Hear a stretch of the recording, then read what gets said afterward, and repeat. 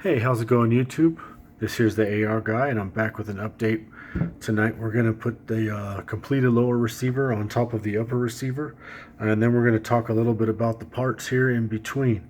Now I have decided to go with a lot of different parts, as you can see. Well, not really, but once we get to it, when the parts list here on the lower receiver, you see what I mean.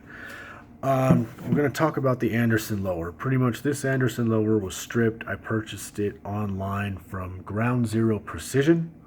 They are located in Texas, and they were nice enough to actually ship this to my FFL, local to me. My local pawn shop is 7th Street Pawn in Victorville, and they are my FFL of choice at this time.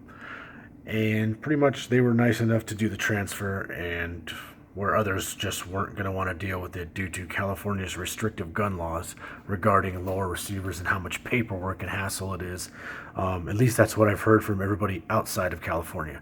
So bear with me here. I know I'm in a restricted state, but as you can see, as of right now, I will not comply with the registration, even though this purchase was done back in 2016 for the lower receiver.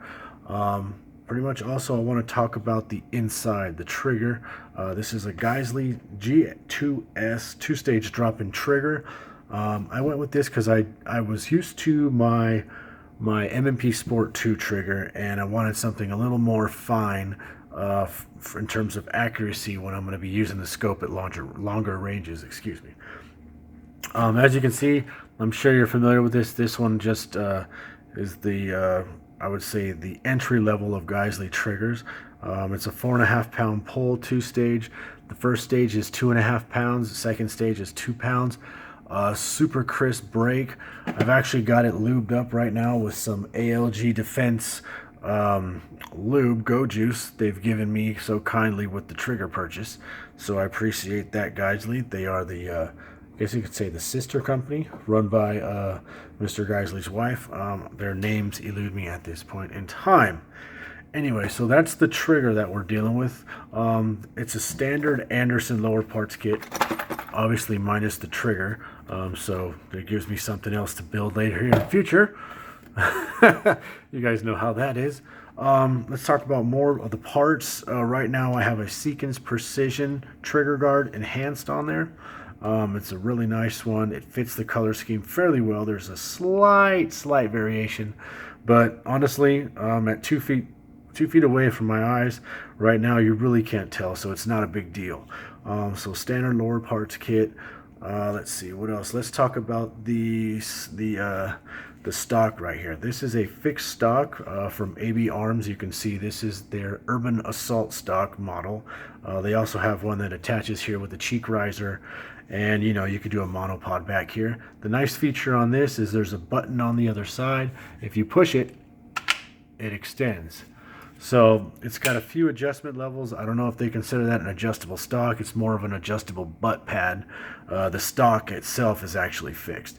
Either way, there's an option in here. As you can see, there's holes all the way through. Let's see to get that in focus. And we can actually pin that stock when the time comes. I will not register. I'll just simply go the featureless route. I'll decide what to do with the grip when the time comes. So we'll deal with that later.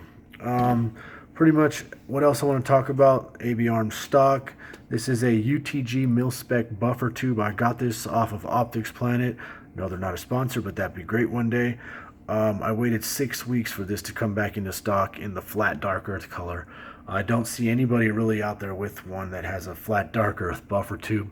I really put some thought into this and how I was going to go in terms of the color scheme. I got a standard castle nut. No, it's not staked. I haven't staked it at this point in time because it's, I'm going to run it through its tests and see how it does. And that's pretty much it. It's a standard plastic, pistol grip. And that's pretty much about it. So let's put it together here. Pull out the pins, standard. Everything is lubed up. I've got it good to go. And let's see how it looks. So let's pull that out. Drop her in here. So you're trying to do this from a foot or two away. Push the other pin in. There we go. Perfect. good to go.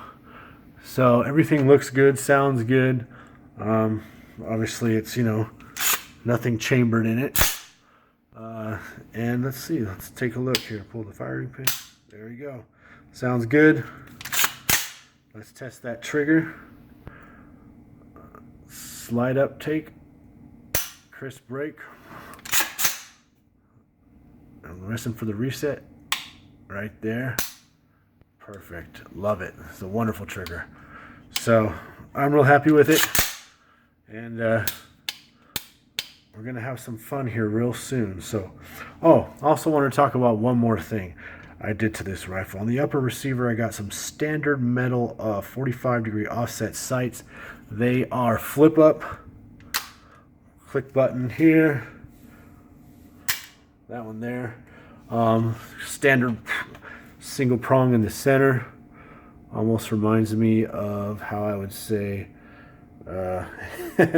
like Call of Duty. So that's that. I've pretty much hopefully got them centered up. We're gonna have some range time with them and see how it works, and hopefully we'll just we'll be a happy camper from then on. So stay tuned for more. This here's the AR guy. Rate, comment, subscribe. I would really appreciate it. Just a new channel, so just looking to grow. All right, peace. Take care of yourself. Build your guns, stand your ground, defend your rights. Have a good night.